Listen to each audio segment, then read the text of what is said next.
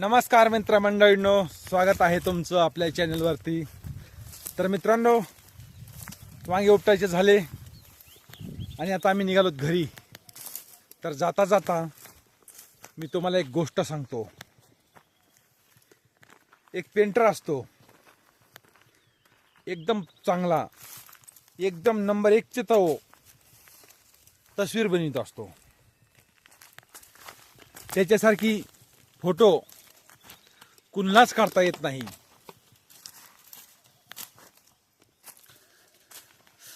तरी पण त्याला एके दिवशी असं भानगड झाली की एका मोठ्या नेत्याची ऑर्डर मिळाली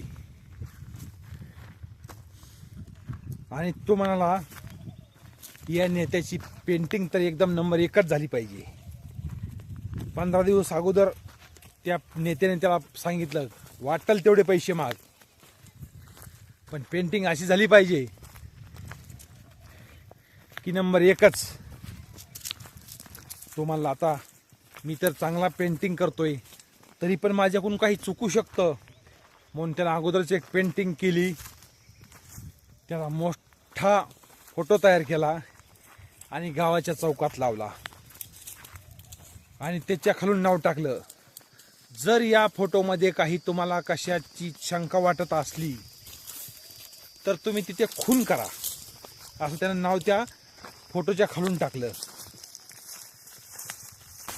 आणि गेला आपल्या घरी। तर लोकांनी काय, कुठं केसाला एक खून केलेली हे बरोबर नाही, गालाला खून केली हे बरोबर नाही, नाकाला खून केली हे बरोबर नाही, शर्टाला खून केली हे बरोबर नाही, एक जागाही शिल्लक राहिली नाही की इथं लोकांनी खून केली नाही म्हणून।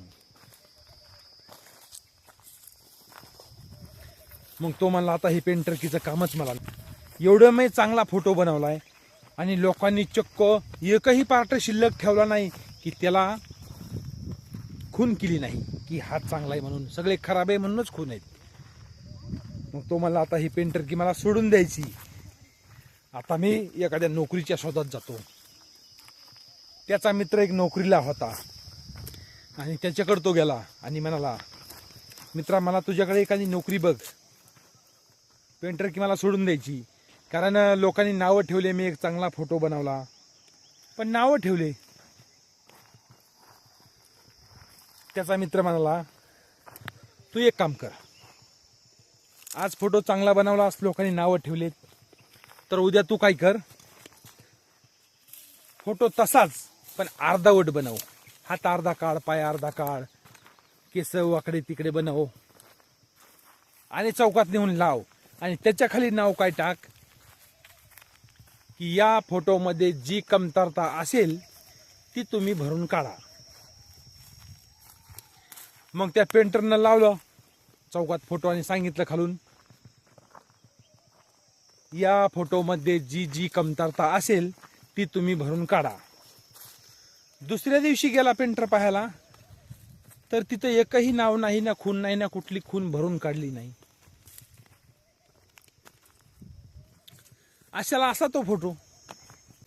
आणि जो नोकरीला होता त्यानं त्या पेंटरला फोन करून विचारलं दुसऱ्या दिवशी, काढल्या का लोकांनी भरून? तो मला, नाही, एकानं पण नाही। मग इतक्यावरच ओळखून घे की लोक चुका काढण्यात व्यस्त असतात, चुका भरून काढण्यात नाही। तुला जे आवडत आहे, जे पसंत पडते ते तू कर, लोक चुकाच काढीत राहतील।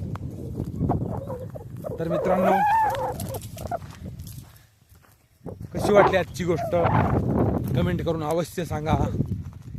भेटू उद्याच्याला एका नवीन गोष्टीत, तोपर्यंत नमस्कार। हे पहा आपल्या गावाकडचं वातावरण।